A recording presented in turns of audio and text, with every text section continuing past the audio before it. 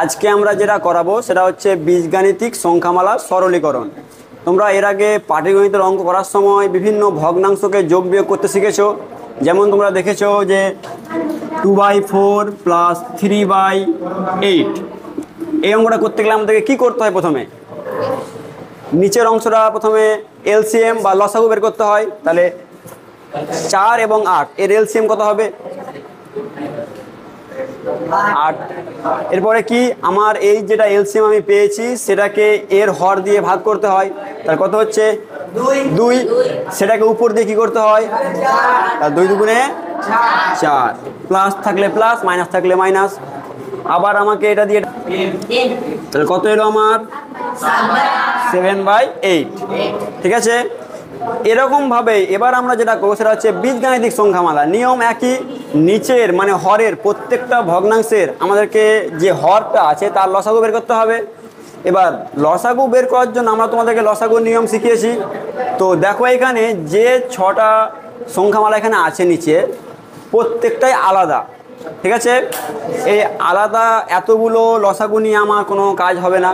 তার জন্য আমরা কি করব, দেখব যে সংখ্যাগুলো একই রকম ফর্মে আনা যায় কিনা।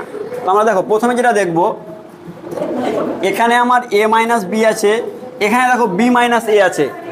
তফাৎ একটাই যে এখানে শুধু মাইনাস প্লাসের হেরফের হয়েছে। যদি মাইনাস কমন নেওয়া যায় এই দুটো জিনিস আসলে কি হয়ে যাবে? একই হয়ে যাবে। আবার দেখো a - cটা দেখো লাস্টে আছে, তাহলে আমরা একটু চেঞ্জ করি। কি করব, প্রথমে আমার b + c সংখ্যাটা রাখলাম। এই প্রথম অংশের আমি কিছু চেঞ্জ করব না, a - c রেখে দিলাম। ঠিক আছে, দেখো এবার আমার a - b, এখানে কি আছে? b - a।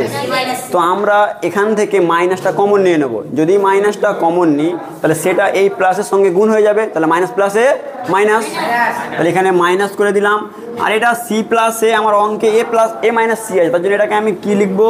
a + c plus. আমার এখানে c - a অঙ্কে আছে কি? a - c। আমার এখানে আছে c - b অঙ্কে আছে কি? b - c। তাহলে আমাকে এখানে দুটোকে কি করতে হবে? চেঞ্জ করতে হবে। এবার প্লাস, তাহলে আমি এখানে প্লাস প্লাসই রেখে দিলাম, শুধু দুটোকে কী করবো? চেঞ্জ করে দেবো। তাহলে উপরে আমি লিখবো a + b, নিচে কি লিখবো? a - c R b - c। এবার ভালো করে লক্ষ্য করো, দেখো a - b দুবার চলে এসছে, a - c দুবার এসছে, আর b - c দুবার এসছে। তাহলে আমরা লসাগু বের করতে পারবো। এবার আমরা